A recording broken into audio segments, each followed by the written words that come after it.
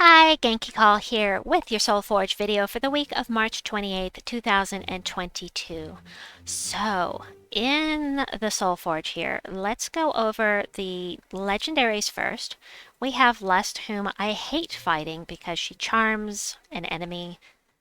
If you're fighting her, that's one of your troops, and if it's a middle troop, if there's anything touching it, it will take their attack and hit a troop on either side of it. So, that sucks. But not only that, anytime an ally dies, so one of her allies dies, she's going to charm an enemy. So she is. Yeah, I really hate this troop, and I never use her. I also hate her spell, because a succubus will charm two enemies. So if I transform one of them into a succubus, I'm sorry, an incubus. I meant incubus. Incubus will charm two enemies, and that's awful. I mean, I don't want them charming my people, so it's a terrible, terrible spell. However, this can be very useful if she's on your team, especially if they have something that's buffing their attack, like Chief Dargon is on the other team, for instance. So I hate her, and I would never recommend crafting her, but if you like that kind of thing, she's available. Chilin is part of the Rope Dart meta team with Rope Dart and Divine Ishbala and Moon Rabbit. Converts, he's a double mana converter. We've got purple gems to red, brown gems to skulls. Works beautifully with Divine Ishbala. He blesses two random allies, so if they have any negative status effects, those will go away.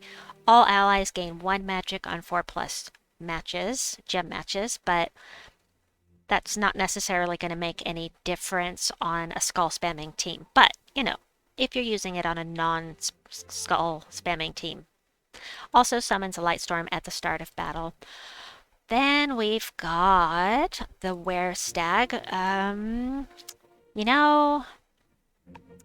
True damage the first and last enemies, then creates 3 Doom Skulls for each Lycanthropy gem on the board.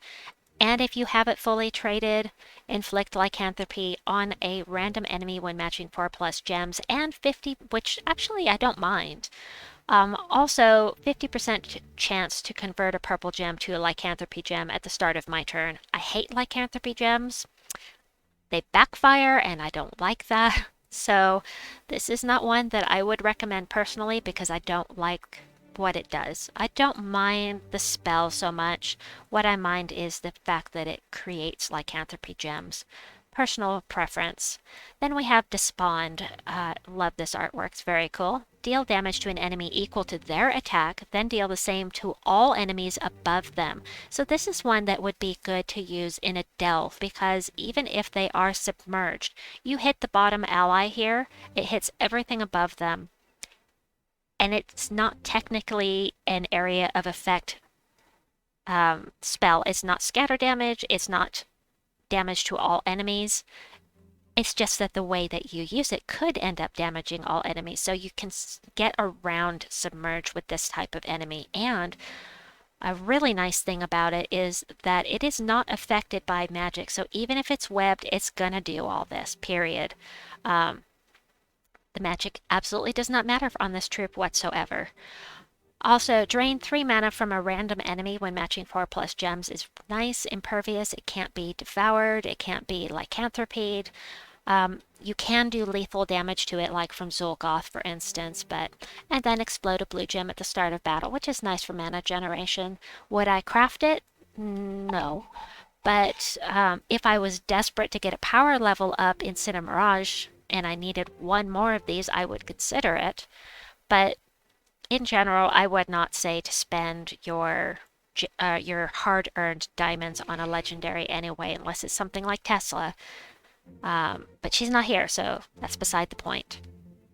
Guard's avatar is kind of like Rowan. He does damage to all enemies boosted by his armor with a 2-to-1 ratio, so if he has 100 armor, he's going to do an extra 50 damage to all enemies, for instance.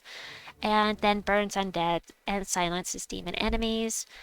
Gains armor when casting a spell, blah blah blah. These are nothing special here. He's most useful for using in delves when you're not able to use Rowan. but I just got him recently and I haven't had an opportunity to use him in a delve yet, so haven't had a chance to try it myself. All right. Also, we've got Aquaticus, whom I don't own and I would like to have, but she does light splash damage to 3 random enemies, explodes half of the blue gems on the board. Why not all of them? That would have been better. Give us all of the blue gems. Sorry. Anyway, submerge all allies when matching 4+ gems, which can be really useful if you are fighting a team like a Queen Beatrix team or anything that hits every ally with scatter damage or one that targets all allies. It would be really annoying, really, really annoying to fight her in with those kinds of teams because you just can't hit them very easily. There are ways around it, but I'm probably not going to craft her. I've got some diamonds, but I'm not looking to get my Merlantis power level up right now. And the most important thing for you to consider right now is if you've got the diamonds, Ironhawk is still coming up in the Soulforge here pretty soon-ish. It is in the drop table still for, or it's still in rotation for the Soulforge. So it could be next week, it could be 3 weeks from now. I don't know when the reset is, but Ironhawk has not been in this particular cycle yet. So if you're desperate for Ironhawk, you might want to save your diamonds. However, the Grey King is really nice for specifically for Guild Wars Attack Blue, Brown, or Purple Day and/or Purple Day. Destroy all gems of a chosen color. All enemies of that color take 40 or well will take true damage and are mana drained, silenced, and frozen. So you can really, really cripple the other team on any of those days, provided that the other team is using these colors, of course. And all undead allies gain 2 armor and magic when matching 4+ gems. So every time you get a 4 match, this purple number is increasing. I did craft him the last time he was in the Soulforge, and I haven't used him much, but I like the idea of it. All right, Mamba Sira. Mamba is fun. Would I recommend crafting her? Probably not, but I do enjoy her on an all Naga team, especially with treachery and like Staff of Visions to increase her magic. She does this random range of damage to 6 random enemies, and she could hit the same one 6 times. The odds are very bad for her to do that. But something to note is that if there's only one enemy left and you kill it and another one summons in its place, she will continue hitting whatever is there until those 6 damage or the 6 strikes are done. So that is something cool about this troop, is that she's going to keep going until all 6 of these are done if there are troops still on the board. And all green allies gain 1 to all stats at the start of each turn. This can be really useful. This type of thing, like Scorpius, is really useful for that.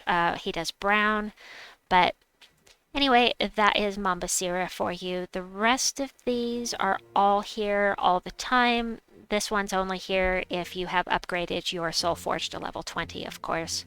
But the rest of them are all here. So let's go look at the weapons. There are some very nice weapons in here. These are always here. The Doomed Opus. So the books. I hate fighting these in Guild Wars. They are amazing in Guild Wars, but only if you have the Forged Scrolls to upgrade them. If you can't upgrade them, they're not as effective. It does scatter damage with extra damage per tempering level. That means each level that you upgrade it with Soulforge or Forge Scrolls, that is, and then creates a mix of 6 red gems and skulls for every red enemy. So you can tell you're using it on Guild Wars Defense, and you have somebody come in with an all-red team. It's going to create a lot of gems and skulls, and it loops, and I hate it. And I don't have very many forge scrolls, but I'm going to craft it anyway because I have a surplus of diamonds right now, and I might kick, this might not be the meta anymore by the time I have the forge scrolls to update it, but it's a done deal. I just did it. So then this is the Pistol of Adana is one of the 75 diamond, nice cheap options for Adana. Remove all yellow gems, deal damage to an enemy boosted by the gems removed. The only effect you're going to get from those yellow gems is to boost the spell. You won't get any mana out of it. And if they're from Adana, deal double damage. So I'm going to craft that because I must have all weapons. I am getting power level blocked on my kingdoms because of missing weapons. So now I have to have them all.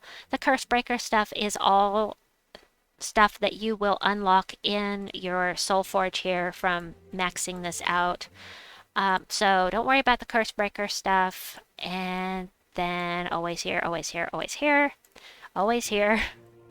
Then the other ones that I wanted to bring up. We've got the Mecha Axe, which is really nice. And I was thinking, ooh, red and blue, that is perfect for Tesla, except she's not a mech. But besides that, besides that fact, I have seen some really, really effective teams using the Mecha Axe. I don't have any examples for you right now because it's been a while since I saw one, but we've got that there, and then we've got the Drill Shooter, which also has some very nice teams, and this one creates a mix of red and yellow gems for each Adana ally. If you are using Tesla and Golden Cog in the event right now, the red would feed Tesla and the Golden Cog, and of course the yellow is going to fill up your Golden Cog as well. So, I have seen some very effective teams with this. Again, it's been a while and I don't remember. The last one here I want to bring up is my favorite type of weapon. I love this type of weapon to pieces. Explodes a bunch of gems, grants a random status effect to a certain type of ally, in this case mechs, and then summons a mech troop. For this weapon, it's a mech troop.